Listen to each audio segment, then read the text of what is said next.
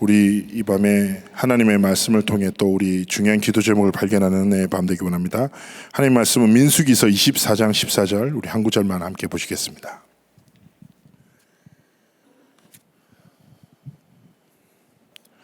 우리 하나님의 말씀을 한 목소리로 합독하시도록 하겠습니다. 그러나 내 종 갈렙은 그 마음이 그들과 달라서 나를 온전히 따랐은즉 그가 갔던 땅으로 내가 그를 인도하여 도리리니 그의 자손이 그 땅을 차지하리라.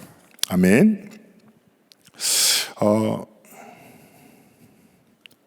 한번 사진 한번 띄워주실래요? 네. 드디어 이거 한번 되게 해보고 싶었거든요.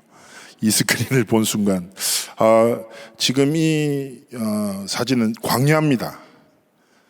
제가 그 신대원 졸업 여행으로 이제 성지순례를 갔다 왔고 직접 제가 가서 찍은 사진이죠.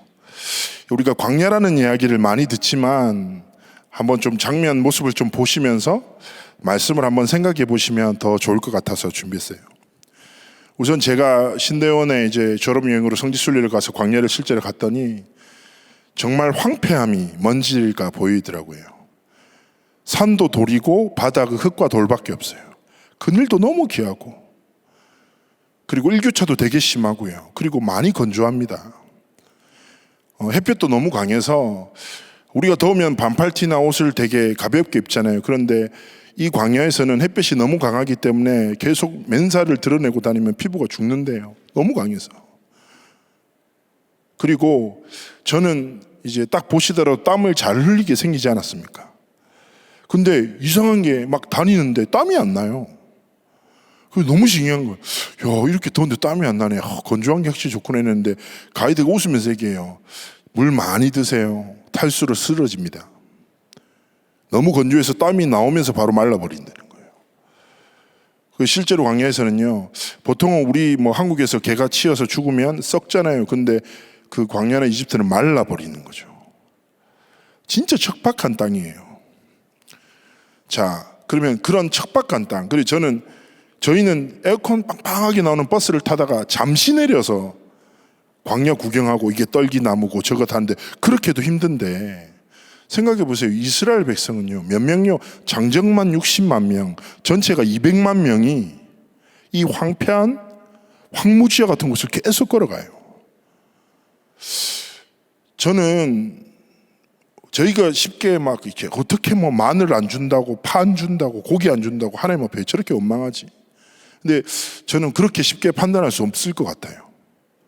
자, 진짜 황폐한 곳에서 200만 명이라는 이스라엘 백성들이 하나님의 언약을 따라 출애굽하고 여정을 계속하는 거죠. 그런데요, 가데스 바네아, 정탐꾼 이야기가 나오죠. 그럼 가데스 바네아가 어디냐면요, 가데스 바네아란 말 자체가 거룩한 샘이라는 뜻이에요. 오아시스예요. 이런 황폐한 땅에 물이 있는 곳이에요. 물이 있으면 뭐가 있습니까? 생명도 있고 자원도 풍요롭겠죠. 광야에서 오아시스는 어떤 땅입니까? 가장 살기 좋은 땅이에요. 그럼 거기를 누가 차지하겠어요? 힘센 사람이 차지하겠죠. 가나안 족속 자체가 우상숭배도 심하고 많이 도덕적으로 타락했어요. 그런데 강인하고 잔인한 민족들이었어요. 덩치도 크고 어쩌면 저만한 남자 여자들이 가득, 그건 쉽지 않겠지만 어쨌든 그럼 되게 위험한 땅이었다니까요. 자, 무슨 말씀 드리냐면요, 10명의 정탐꾼의 말이 어떻게 보면 맞는 말이에요. 진짜 가데스 바네아를 차지했던 그 부족은 강인하고 힘이 강하고 그들에 비하면 우리는 너무 연약한 것 같고 두렵기도 하고 우리가 이 땅을 어떻게 차지하냐. 어떻게 보면 당연한 거라니까요. 그런데 여러분 생각하실 게 뭐냐면 이스라엘 백성이 막 가다가 목마르다 배고프다 원망하고 그리고 가데스 바네아를 정탐했던 10명의 정탐꾼들이 막 불신하고 그게 되게 우습게 보십니까? 사실은 깊이 들여다보면 우리도 그렇게 살거든요. 다를 바가 없어요. 우리도 문제 오면 문제에 흔들리고 갈등이 오면 갈등에 빠져버리고 이스라엘 백성이 의식주 문제를 항상 걱정했던 것처럼 우리도 거기서 좀 묶여서 살잖아요. 그리고 우리도 하나님의 언약은 완전하지만 난 너무 불완전한 것 같고 연약한 것 같고 그렇게 막 치열하게 몸부림치며 살아가잖아요. 그런데요, 우리가 먼저 오늘 이 밤에 우리가 하나님 앞에서 주일 강단의 말씀 보면서 정탐꾼의 눈이라는 말씀을 주셨잖아요. 저는 사람의 눈은 결국 근본을 다 되살펴보면 두 가지 눈이라고 생각합니다. 첫 번째, 정탐꾼 10명의 눈은 어떤 눈입니까? 아주 상식적이에요. 사단의 거짓말에 기초한 당연한 눈, 창세기 3장, 6장, 11장의 관점으로 모든 것을 보는 거죠. 그러니까 당연하게 그렇게 생각하고 살아가는 거죠. 그러나 두 명의 정탐꾼의 눈은 무엇입니까? 하나님의 언약으로, 복음으로 모든 것을 본 것이죠. 어쩌면 가데스 바네아 역시 광야에서 삶이 하나님의 목적이 아니에요. 다 과정이에요. 하나님의 목적은 언약의 회복을 통해서 가나안으로 인도하시는 거잖아요. 그런데 잘 보면 이스라엘 백성들은 하나님은 분명히 언약 성취라는 절대 언약을 주셨음에도 불구하고 늘 과정에, 상황에, 문제에 따라 계속 흔들리고 넘어지는 거죠. 그래서 오늘 이 밤에 우리가 진짜 하나님 앞에서 기도하면서 하나님, 우리도 어떻게 보면 광야와 같은 세상을 살아갑니다. 우리도 모르게 나도 모르게 각인 뿌리 체질대로 창세기 6장 11장이 가득한 세상의 기준과 방식대로 살아갈 때가 많습니다. 하나님 내게 진짜 은혜를 주셔서 뭐예요? 사도행전 1장 1절 3절 8절의 눈으로 그리스도 하나님 나라 성령 충만함, 이 복음의 내용을 가지고 하나님이 오늘도 절대 언약을 반드시 성취하심을 믿는 믿음으로 모든 것을 볼 수 있는 영적인 눈을 내게 열어달라고. 상식대로 살지 않고 믿음대로 살고 사람의 힘이 아니라 하나님의 능력으로 살아갈 수 있도록 진짜 내게 영적인 눈을 열어달라고 하나님 앞에서 기도해야 될 것입니다. 일부 말씀을 딱 이렇게 붙잡으면서 저는 그런 고백을 하게 되더라고요. 말씀의 미리와 현장화 미션화가 무엇입니까? 결국 상식대로 방법으로 살지 말고 말씀으로 보고 생각하고 말씀으로 현장과 모든 것을 보고 하나님의 중요한 계획을 바라보기 원하시는 것입니다. 그런데 잘 아시잖아요. 이거는 내 의지적 결단과 노력으로 되어지지 않습니다. 어떻게 해요?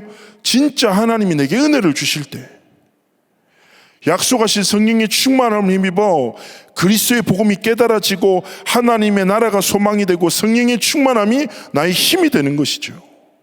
그래서 오늘 이 밤에 하나님, 내가 창세기 3장 6장 11장이 가득한 시대 속에서 사도행전 1장 1절 3절 8절의 언약으로 보는 그 은혜를 달라고 기도하는 것을 넘어 정말 우리가 오늘도 이제 찬양도 드릴 건데요, 우리가 드렸던 찬양처럼 진짜 하나님 내게 성령의 충만함을 주셔서 그리스도 하나님 나라 성령 충만함에 그 하나님이 주신 복음이 나의 눈이 되고 나의 방법이 되고 나의 선택이 되고 내 인생의 방향이 되는 그 은혜를 달라고 정말 우리가 오늘 이 밤에 하나님 앞에 기도하기 원합니다. 잘 아실 거예요. 제가 아까 말씀드렸잖아요. 200만 명이 가나안을 향해서 40년 동안 광야 생활을 하잖아요. 그럼 잘 아시잖아요. 성경에서 요즘에 계속 본문에서 나오니까요. 그럼 200만 명이 고기 때문에, 목마름 때문에, 먹고 자는 것 때문에 하나님 앞에 끊임없이 걱정하고 두려워하고 원망하고 하나님 앞에 대적하지요. 근데 성경을 잘 보시면 그 200만 명이 거의 다 광야에서 죽습니다. 그런데요, 그들이 걱정했던 의식주 때문에 죽은 사람은 없어요. 왜 죽습니까? 불신앙 때문에 죽어요. 하나님은 말씀 붙잡고 살아가면 모든 것을 공급하시는데 그 공급이 두려워서 의식주 문제에 막 매여서 몸부림치며 살아가잖아요. 불신앙 때문에 다 무너지거든요. 그래서 오늘 이 밤에 우리가 기도를 하고 하나님 앞에 딱 소원을 할 때요, 마태복음 6장 25절 33절에 예수님께서 가르쳐 주신 기도를 다시 한번 기억했으면 좋겠습니다. 예수님이 가르쳐주신 기도의 내용도 그러합니다. 뭐라고 말씀하십니까? 우리의 필요를 하나님이 다 아시는 거죠. 필요를 구하지 말라고요. 왜냐? 이미 우리 모든 필요를 아시니까. 6장 33절에 말씀합니다. 먼저 그의 나라와 의를 구하라. 하나님의 나라와 의가 뭐요? 우리의 기도 제목이 되고 인생의 방향이 되기 원하시는 거죠. 그럼 오늘 이 밤에 우리의 많은 필요와 상황과 갈등이 있을 수 있습니다. 그런데 거기 매이지 말고 정탐꾼의 눈, 절대 언약은 하나님이 반드시 절대 성취의 여정으로 이끄신다는 거예요. 237 치유 서밋의 언약을 하나님이 주시고 하나님이 완성해 나가시는 거죠. 그러면 우리도 역시 가나안의 정복의 여정처럼 하나님이 언약해 주시는 237 치유 서밋의 여정을 향해서 전 교회가 함께 걸어갈 것입니다. 그럼 우리가 어디 편에 서야 되겠습니까?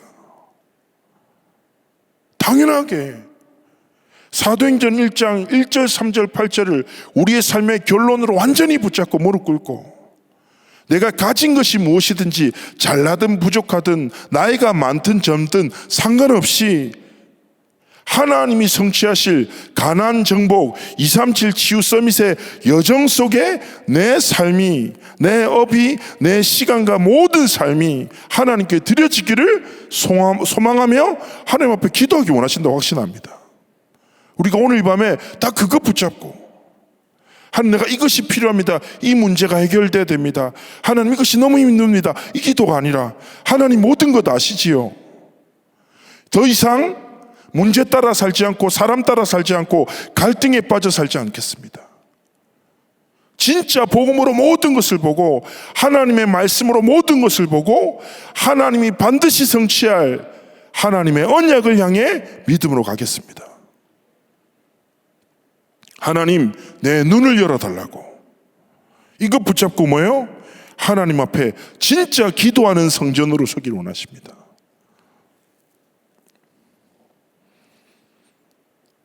오늘 민수기서 24장 앞에 보면요, 이스라엘 백성이 또 하나님을 원망하니까 하나님이 너무 분노하시잖아요. 심판을 계획하시죠. 그때 모세가 어떤 일을 합니까? 아주 간단합니다. 언약을 붙잡고 하나님 앞에 언약을 고백하며 무릎 꿇고 기도합니다.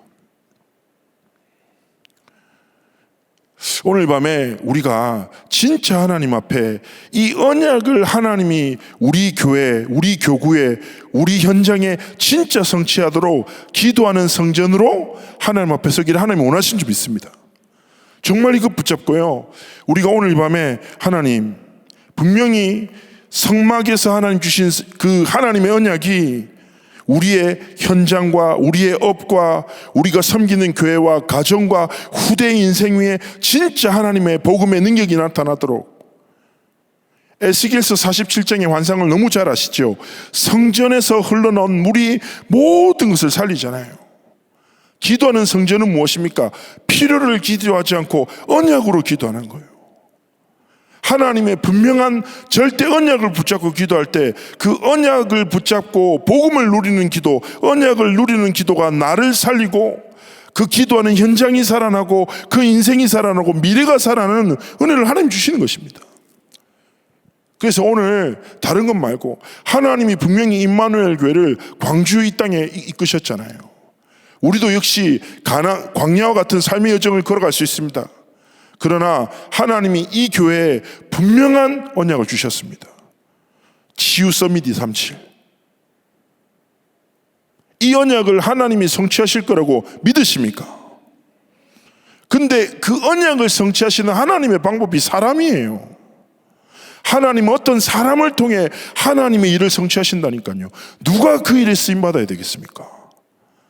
저 귀한 목사님, 아니 저 귀한 청년, 아니요. 내 삶이, 내 인생이 그 하나님의 언약이 성취되는 여정 속에 들이대지 않겠습니까? 그렇다면 오늘 이 밤에 우리가 진짜 하나님의 언약을 붙잡고 하나님, 우리의 삶을 통하여 하나님의 완전한 언약이 성취시켜 달라고 진짜 기도해야 될 것입니다.